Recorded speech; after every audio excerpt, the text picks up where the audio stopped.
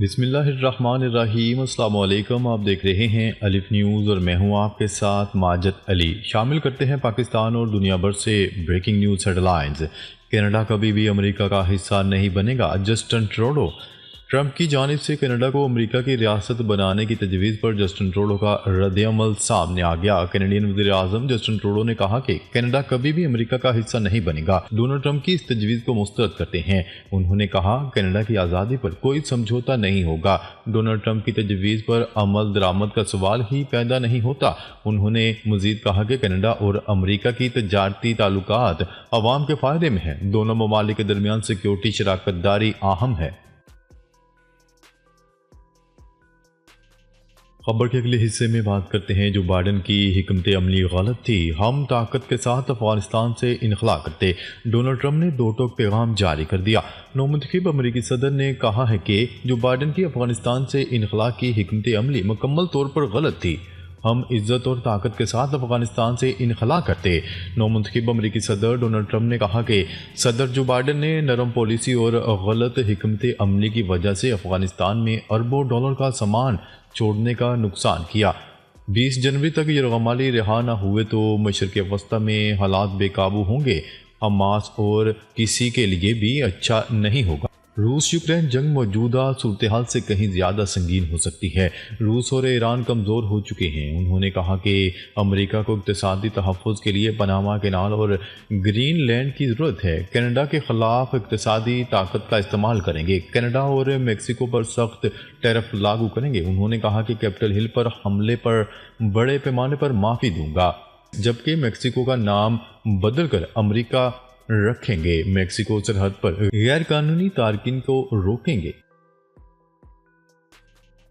خبر کے اگلے حصے میں بات کرتے ہیں عالمی منڈی میں خام تیل کی قیمت میں مسلسل اضافہ، قیمت 2.5 ماہ کی بلند ترین سطح پر پہنچ گئی۔ عالمی منڈی میں خام تیل کی قیمت میں مسلسل اضافے کا رجحان جاری ہے اور بیرنٹ خام تیل کی قیمت 2.5 ماہ کی بلند ترین سطح سے بھی تجاوز کر گئی۔ عالمی منڈی میں بیرنٹ خام تیل $77 سے تجاوز کر چکی ہے، جبکہ WTI خام تیل $74.45 میں فروخت ہو رہا ہے۔ یاد رہے کہ دونوں بینچ مارکس کی قیمتوں میں گزشتہ ہفتے 5 دن تک مسلسل اضافہ ہوا اور خام تیل کی دونوں اقسام جمعے کو اکتوبر کے بعد اپنی بلند ترین سطح پر پہنچ گئیں۔ خبر کے اگلے حصے میں بات کرتے ہیں غزہ کے رہائشی علاقوں پر اسرائیلی حملے جاری، مزید 40 فلسطینی شہید۔ اسرائیلی فوج نے شمالی غزہ میں 2 فوجیوں کی ہلاکت کی تصدیق کر دی۔ مقبوضہ مغربی کنارے میں اسرائیلی فوج کا آپریشن جاری ہے، جس میں حماس کمانڈر سمیت 3 فلسطینی شہید ہو گئے، جبکہ اسرائیلی آباد کاروں نے فلسطینیوں کے مکانات اور گاڑیوں کو آگ لگا دی۔ دوسری جانب متحدہ عرب امارات کے وزیر خارجہ نے اسرائیلی ہم منصب سے رابطہ کیا، جس میں غزہ میں انسانی صورتحال پر تبادلہ خیال کیا گیا۔ پائیدار جنگ بندی کی بین الاقوامی کوششوں پر بھی بات چیت ہوئی ہے۔ خبر کے اگلے حصے میں بات کرتے ہیں اینتھنی بلنکن کا جو بائیڈن پر عہدہ چھوڑنے سے قبل غزہ جنگ بندی معاہدے کو حتمی شکل دینے پر زور۔ عالمی میڈیا کی رپورٹس کے مطابق امریکی وزیر خارجہ اینتھنی بلنکن نے ایک نیوز کانفرنس میں پوچھے گئے سوال پر کہا کہ جنگ بندی کا معاہدہ قریب ہے، تو ان کا کہنا تھا کہ ہم چاہتے ہیں کہ ہمارے پاس موجود باقی وقت کے دوران اس کو مکمل کیا جائے۔ واضح رہے کہ دوسری جانب امریکہ کے نومنتخب صدر ڈونلڈ ٹرمپ کہہ چکے ہیں کہ 20 جنوری کو ان کے عہدہ سنبھالنے سے قبل اگر غزہ میں یرغمالی بنائے گئے اسرائیلیوں کو رہا نہ کیا گیا تو اس کی بھاری قیمت مشرق وسطی کو چکانا پڑے گی۔ اس بنیاد کو بھی اب خطے میں جنگ بندی کے لیے ایک غیر سرکاری ڈیڈ لاک کے طور پر دیکھا جا رہا ہے۔ غزہ کے شعبہ صحت کے حکام کا کہنا ہے کہ اب تک اسرائیل کے حملوں میں 46,000 کے قریب فلسطینی شہید ہو چکے ہیں۔ خبر کے اگلے حصے میں بات کرتے ہیں بنگلہ دیش کی عبوری حکومت کی جانب سے سابق وزیر اعظم شیخ حسینہ واجد کا پاسپورٹ منسوخ کر دیا گیا۔ غیر ملکی ذرائع ابلاغ کی رپورٹ کے مطابق یہ فیصلہ منگل کو ڈھاکہ میں عبوری حکومت کی جانب سے کیا گیا، جس کی سربراہی نوبل انعام یافتہ ڈاکٹر محمد یونس کر رہے ہیں۔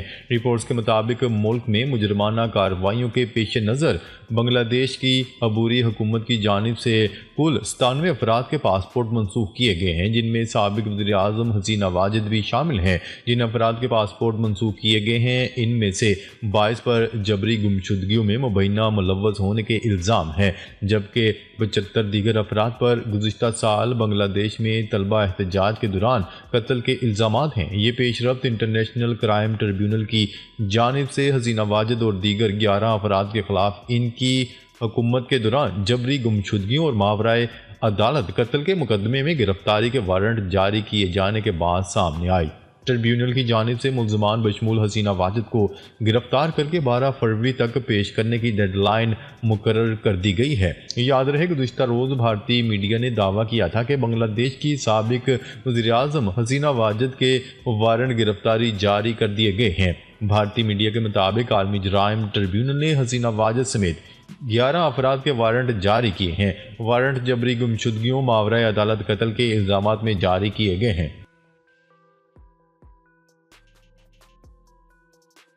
خبر کے اگلے حصے میں بات کرتے ہیں 15,000 روسی فوجیوں کو کرسک میں ہلاک کر دیا، یوکرینی صدر کا دعویٰ۔ یوکرینی صدر ولادیمیر زیلنسکی کا کہنا ہے کہ کرسک ریجن میں روس کے خلاف اگست سے جاری آپریشن کامیاب رہا۔ یوکرین کے جنوبی علاقوں میں 38,000 روسی فوجی مارے جا چکے ہیں۔ ولادیمیر زیلنسکی کا مزید کہنا تھا کہ یوکرینی فوج روس کو مشرقی محاذ پر شکست سے دوچار کر رہی ہے۔ خبر کے اگلے حصے میں بات کرتے ہیں اقوام متحدہ کی لبنان میں جنگ سے متاثرہ افراد کے لیے مزید امداد کی اپیل۔ غیر ملکی خبرساں ادارے کی رپورٹ کے مطابق اقوام متحدہ نے لبنان میں اضافی انسانی امداد کے لیے $370 ملین کی اپیل کی ہے۔ اس حوالے سے اقوام متحدہ کا کہنا ہے کہ اضافی فنڈ سے 10 لاکھ سے زائد لبنانیوں کی مدد ہو سکے گی۔ اکتوبر 2024 میں $426 ملین اپیل پر اب تک $250 ملین جمع ہو سکے ہیں۔ اقوام متحدہ کے کوارڈینیٹر عمران رضا نے کہا کہ جنگ بندی کے بعد اب تک 8 لاکھ لبنانی اپنے گھروں کو واپس جا چکے ہیں۔ سیز فائر کے باوجود اب بھی 1,25,000 لبنانی بے گھر ہیں۔ اس پر عمران رضا کا مزید کہنا تھا کہ لبنان میں لاکھوں افراد کو تعمیر نو کے چیلنجز کا سامنا ہے۔ زندگی بچانے کے لیے کوششوں کے لیے اضافی امداد کی فوری ضرورت ہے۔ واضح رہے اسرائیل اور لبنان کے درمیان 27 نومبر 2024 کو جنگ بندی ہوئی تھی۔ ناظرین اب تک کے لیے اتنا ہی، مزید خبریں لے کر بہت جلد آپ کی خدمت میں حاضر ہوں گے۔ تب تک کے لیے اپنا خیال رکھیے گا۔ اللہ نگہبان۔